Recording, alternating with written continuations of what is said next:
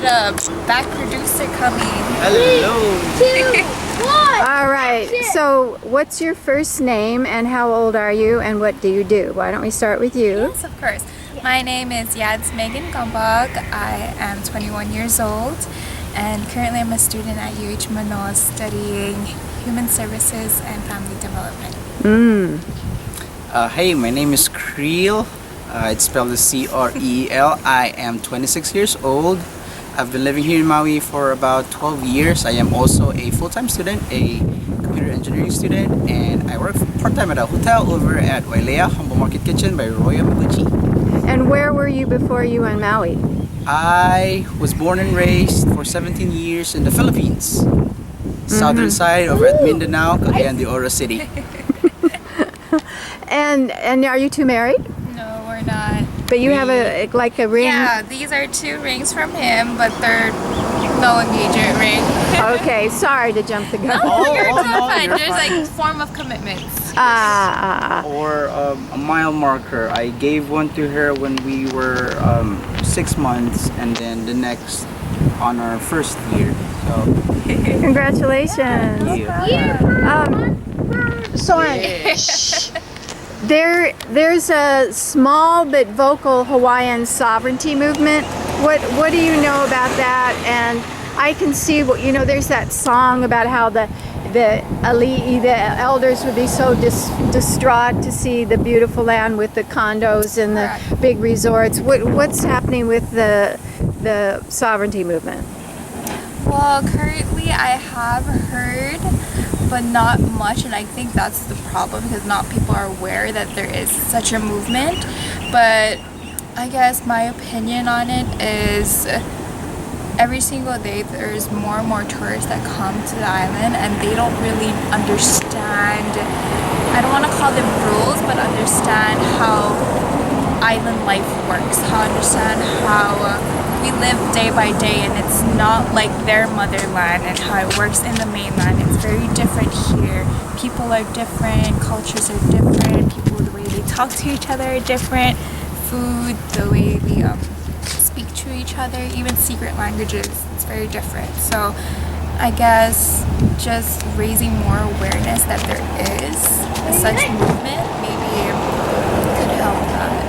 What are some examples of mores, traditions that mainlanders don't have a clue about? Don't have a clue, but I would probably say, since I used to dance, well, I still dance, since I danced Tahitian and hula all my life ever since I was young, I probably would say, especially nowadays, people love to hike, love to go around places.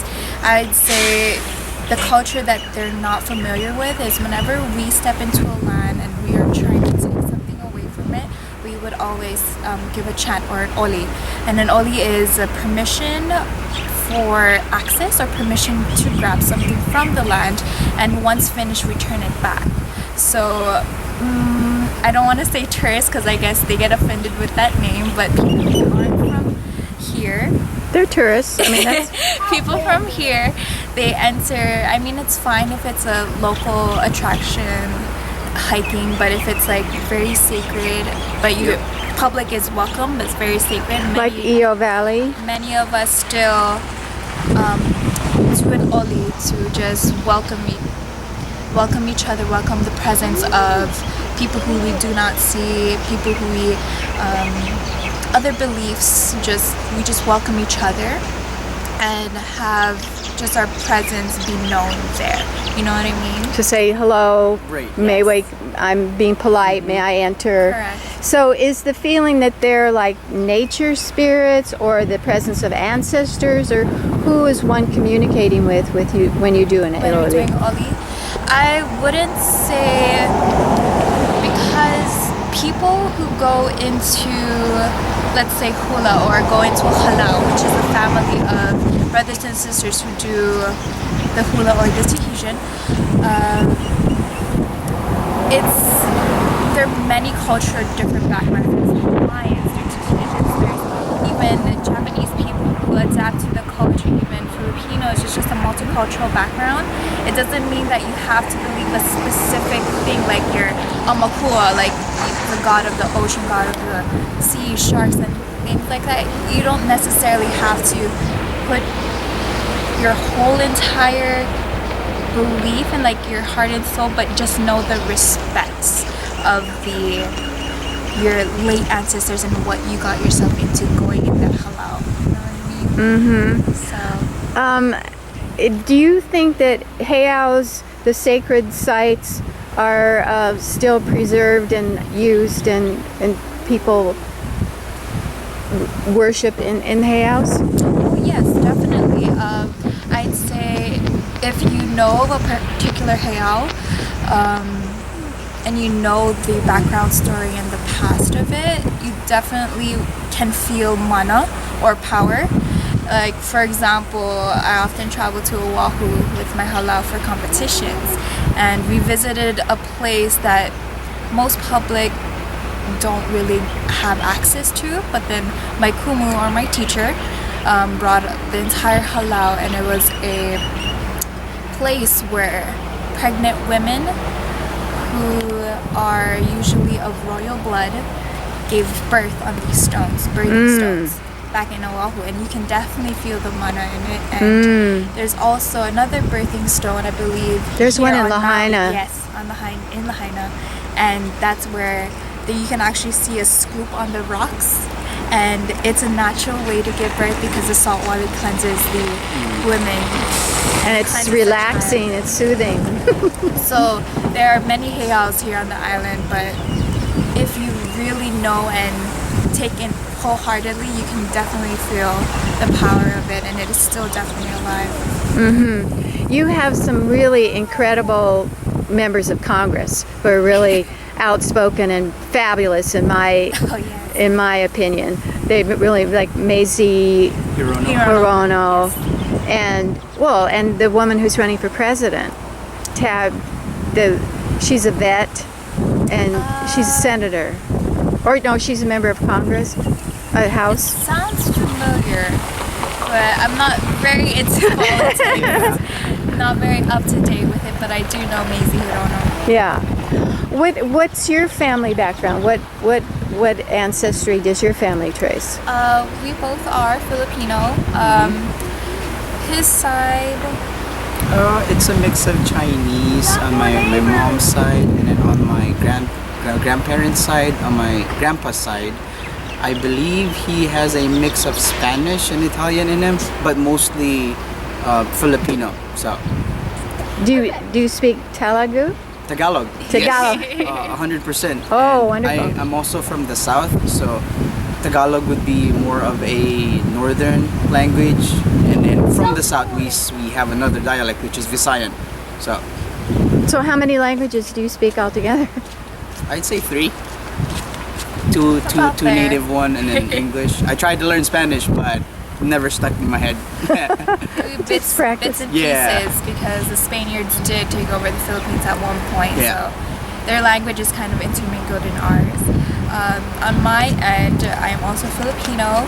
My mother, although she is part Chinese, and then my father, on the other hand, he is part Japanese, so I'm Chinese Japanese Filipino. And my mother often calls us chop suey because we're very mixed. And it's true that Japanese, Filipino, Chinese mostly came to work in the sugar fields, pineapple, all that. And then what I've heard now, the Japanese are kind of run the education system. Is that true or not? On Maui? In Hawaii? In Hawaii? I haven't heard of anything concretely saying that the Japanese run it, but there are many let's say integrations of tutoring services like kumon, just many ways, I guess, to enhance the education system here. But like I said, with the sovereignty movement, there's a lot of more Hawaiians trying to get integrated with Hawaiian studies in the school, so I wouldn't say it's just like a Japanese culture, but they take bits and pieces and try to intertwine them with each other and see how students react to them, because one student's very different from the other student how they learn. The Hawaiian public schools have a reputation for not being great. Do you think Right. that's fair or unfair? When they say they don't have a reputation for being not that great, what do you mean by that? Academically. Academically? Because we do have private schools here who have a very high regard, like Kamehameha schools, and we have the boarding school up in Lahaina, which is, I believe, which is also, what's the name? Lahaina Luna. And they're all very kind of not secluded, but they know their own grouping in a way. Just like if we were to go to the mainland, there's this particularly different schools who kind of don't want to accept other people in their school because they're also very secluded thing. So I guess to answer your question, it's very poor education. I wouldn't think so because they look at it at a different angle in a way. But don't you have to have money to go to the good private schools? Correct. And you would have to have Hawaiian ancestry. Hawaiian Right. blood. And majority of the people, even if they do have Hawaiian ancestry, they would have to be on a wait list. So it's very tedious. Some people, but it's being changed as we're speaking right now. But beforehand, it was very tedious to get into private schools, boarding schools that only teach Hawaiian. You would have to have Hawaiian blood. You would have to pass a certain score on test exams. So they're only accepting, let's say, like the top-notch students, and not the students who do have Hawaiian blood but don't have like athlete scholarships, or you know what I mean. But they're making some changes now. What about your prospects when you graduate? Do you anticipate finding a job? The economy is good. What are your prospects here? I'll let you go first. Well, I'm in the field of engineering, and so far Hawaii has not been a very good place for work-wise. I would say right now we are in Hawaii, we're studying in Hawaii, but our main goal is to get out of Hawaii and find jobs somewhere. We put into account the price of living in paradise. Definitely. Yeah, Are you sure you want to live there anymore? it's Basically something just that you scrap need to, metal. like us, we're living in this generation where everybody has to make loans to live by. To graduate from a Right. university, You yeah. have to make. I think the average is 24,000 that yes. people graduate with. 24,000, yes. Especially Yes. if you're an out-of-state student and you don't live on Hawaii, but you want to experience the education here, it's way more than 24,000 for 4 whole years. So are you saying that you'd look for a job maybe in the mainland? Yes, it would be a godsend if we would be able to find work here that's well suited, you know, the ones that we actually studied for. But I will say that it's very hard, and we are looking forward to finding jobs somewhere else off island. What would you miss most if you got a job off island? Oh my gosh. What would we miss most? Everything. It's the mountains, the ocean, the views, the land and the sea. But the thing is, I mean, yes, we're going to find jobs in the mainland, but then Maui will always be our home. Maui Right. will always be the destination that we grew up in, that we struggled in, that we prospered in. Yes, we want to find a job outside of our home, but that's because of what society gives us, like the hardships. We need to provide for ourselves as well, but we tend to also give back to our land. Like if the information that we will learn outside of Maui, of course we want to bring it back here, because not only to help Maui in a way, but also to help Maui be greener. You know what I mean? Yeah. Be healthier in a way, because we believe our islands are all living. Like, they all have spiritual personalities. They're all like people as well. You just take care of the land, and we can't do that if we're not Trashing helping it. each other. Yeah. So we both want to find jobs that we studied for, but mainly find jobs to help us as well as help where we came from, because that's kind of our tradition as well. Once we leave our families, we still end up helping back to our families. And that's the thing. Yeah. That's what's Hannah. probably gonna happen is that we get situated in the mainland. We get a good job over here. We find our place to stay. But then we're gonna be thinking, all right, now that we're over here, it's time to save up, and then we're gonna come back visit Maui. So it's not as if we're gonna find over there a And job just over there, leave. move over there, and then stay there, and then Maui's just crossed out. Right. That's never gonna happen. Right. Cool. I'm okay. What other traditions would you like people from the mainland who come here to know about? Be respectful of the land, don't take things. That would be the number one thing that we both agree on. It's because most of the time when visitors come over here to Maui, to the other islands, their main goal is to visit I have a band-aid. hike trails, scenic I have a points, band-aid. and whenever I'm they bloody. come in, they always forget that Seriously, I'm this bloody. is not just a scenic point. This is a place that the locals, the original inhabitants, they put utmost respect. And whenever you come in there, you have to apply the same respect that they do, and that's what that's what the visitors, the tourists, do not understand. They come in there, they'd say, "Oh wow, this is such a great view." Drink a little bottle and then just toss it. You know, there's no love for the land. They appreciate the land, they appreciate the view, but there's no love and respect for it. What is Ana? How do you say land? Aina? Aina. Aina. So I believe the phrase is malama da aina. So malama da aina means to take care of the land will take care of you. No. Oh no. But yes. Is there any other things that you like to add on aside from that? Aside from that, this would be something personal. I see a lot of the visitors that come in over here and they bring you know that rush hour kind of movement. Vibe. Yeah, it's Type like A. that entitled thing too, where they just lose respect for everybody. They'd say, I'm from the mainland. I've waited here for a higher long authority time. than you. Yeah, give me what I want, what I need at this time. I'd say if you were to come over here, wipe off all of that. You have to start from the very bottom. You start from the very bottom, you see everybody, all the locals that are over here, they are more than willing to help you. Open arms.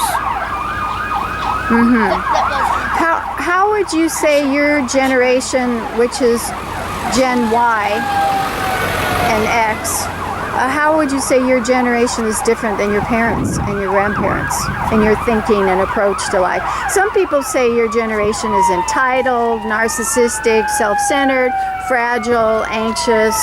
Right. What would you say? I'd say they're correct because there are people like that, and it's because I don't want to blame it on the parents as well, but then a child isn't born like that. A child is usually not accustomed, but a child is molded into the person that you say as narcissistic, entitled, mainly because of usually people around them or people who they see. So.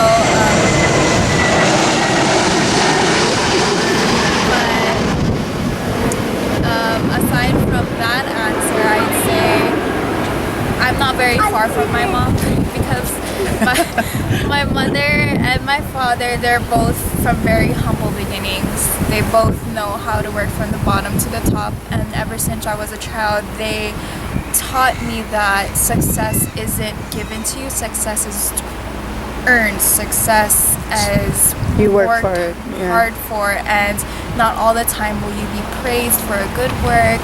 Not all the time people will appreciate you the way you see things, sometimes it'll just run them by, and they say never to give up. So I guess that fighting spirit when they were younger, in times when it was harder, because we think we have it harder now, but they had it so much harder back then. So I really think I don't fall far from the truth. So I think we don't differ, and many traits we do sometimes, because I've gotten, I'm different because of the way things are now, and I see things differently, but my parents also adapt to that, especially my mom. Like, she says, oh, that's not how we did it back in the old days, but now I understand it now because I see it, and we kind of talk to each other like, oh mom, that's not how, this is how we do it nowadays, and she's like understanding why and how to do it. So there's that connection between the two time zones rather than having it be a gap. And I think that's always the problem between parents and their child, is they think one way, the child thinks another way, but they don't mend it together to create this bridge between each other. So I'm glad I have that, but I think that's the most common problems that we have nowadays.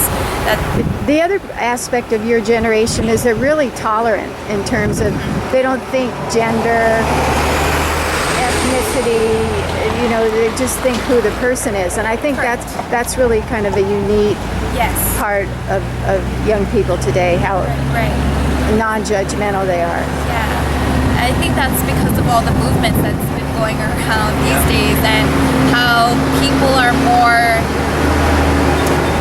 they're enacting that people are people. There's no discrimination in each other, you know what I mean? And that's a really good step forward in the past. You think about it, in the past, being just third gender, you could get lynched, you could get whipped just for being that. Now in our generation, we have people fighting for it. For trans people's rights. I'd say tolerant would be a different word for it. It's Accepted. yeah, It's more acceptance. Yeah, it's people. Non-judgmental is how I think of it. People who usually are, let's say, you say their gender, but other people who choose to be who they feel they are, usually are more talented. They have secret talents. They have careers that most people don't. They think very differently, which I think is very cool. There's also that thing where our generation is more open to different perspectives in life. Back then, just being black or a different color, like being Asian, being yellow, being brown, and if you were in the U.S., you would get eyes, you would get mouths, you would be in the headline for that. But nowadays, which is a good thing, we are very open to all of the possibilities and the perspective. We love each other more. We are more open to more things. Especially here on Maui, or in all the Hawaii Islands, it's very, very good to raise a child here. It's so for me, because I was born and raised on Maui. For me, I was very fortunate to be born and raised here because it's such a diverse, multicultural place that, yes, we know about race, we know about people being prejudiced of one race and other race, we know people about all these stories about the mainland, but it was never really, I guess, here on Maui, which is a good thing, but we weren't exposed to such negativity around here. We weren't exposed to hate. Right. Oh, he's a different color. We do not like this. Like, it was just like, we're normal people. We're just friends of He's slightly tinted. We should not talk to him. Yeah. We should be outcast. Right, and it's such a good place to raise a child because your child is just exposed to everything, just like an animal. If you have a dog and you expose it to multiple animals, that when it grows up, it won't be afraid, it won't bark, when it sees a cat because it's seen a cat for forever. That's a good analogy. But our professors do tell us that racism does exist. When you go on the mainland, it's brutal. It's literally, it's there. And I'm just so happy that hopefully it never arrives on Maui where it's really bad. Even in Chico, which is a university town in Northern California, black people have, or a friend of mine who's big Hawaiian ancestry, Right. People yell negative comments as they drive by in cars or key their cars, that kind of stuff. That part of hate and racial hate is what I do not get. Why do you see this person just as a different skin color, might just have a different curly hairs, might just be a little big? Why do you step out of your way to hate? Act like they're a disease of some Why sort. do you get out of your way to display your hate? There's no rational explanation for it except I'm okay, you're not okay. Exactly. Right. We don't like the slightly tinted tan person. Yeah, slightly tinted tan person. Why don't you go to the beach and get a tan? We'll be about the same color. We'll be tanner. Yep. And you'll be Makes you an happier. outcast. Anything else that you'd like people to know about growing up in Hawaii or your generation? Those are big questions. Growing up in Hawaii is great. It's simple, but it's great. You find pleasures and you find activities that you really don't see in the mainland. Like, we don't have to spend a whole bunch of money to be happy. We can just go out to the beach, literally play with our friends in the sand and just have a good time. Sometimes it's just literally chilling at the back of your household and just talking story. Yeah, Usually just relaxing. that is mainly the culture here of our generation is talk story, go beach, just cruise, which is just going in a car, going Hang around. out. Play video games. We don't play much video games I do. here. Good. But yeah. So then the high schools that you two went to were good. Yes. We went to Maui High, so it's the public school, it's not Baldwin, it's not a private school, it's just like, I guess you could say it's where everybody goes because it's the only high school that Maui has. Plus, if you go to Baldwin, it's usually geared towards sport athletes. That's what Baldwin is for. If you like sports, then you go to Baldwin. If Maui High is more educated run, but not saying that Baldwin is not also a good high school, but it has the plaque of being a sports high school.